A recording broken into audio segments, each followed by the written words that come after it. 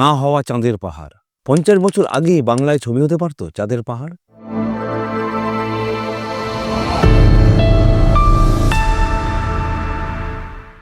বিভূতিভূষণ বন্দ্যোপাধ্যায়ের চাঁদের পাহাড় এখনও বাঙালির কাছে বিস্ময়। শুধু এই উপন্যাসের অমুক টানি বাঙালি অভিযাত্রী জয় করে আসেন সত্যিকারের চাঁদের পাহাড়।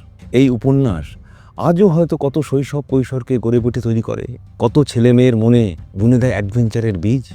বাংলায় বসে কেবল কিছু বই, পত্রপত্রিকা আর অসীম কল্পনার সাহায্যে প্রজন্মের পর প্রজন্মকে আফ্রিকা চিনিয়েছেন বিভূতিভূষণ।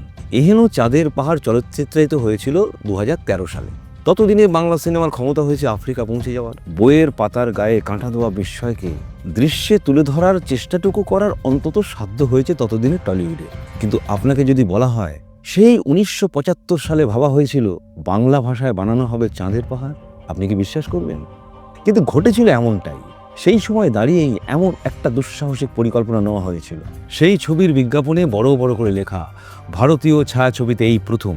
সিংহ থেকে সাপ, জিরাফ থেকে জেব্রা, হাতিগন্ডার থেকে হরিণ, সব মিলিয়ে জঙ্গলের আমেজ সেই পুরো বিজ্ঞাপনের পোস্টারে ভরপুর। ভেতরে লেখা, ভয়াল ভয়ঙ্কর আফ্রিকা, গহন জঙ্গলে প্রতি পদে মৃত্যু ইশারা, তারই মধ্যে এক বেপরোয়া বাঙালির তরুণের রুদ্ধশ্বাস অ্যাডভেঞ্চারের কাহিনী। অপূর্ব ক্যালিগ্রাফিতে লেখা চাঁদের পাহাড়, পাশে ব্র্যাকেটে রঙিন ছবি।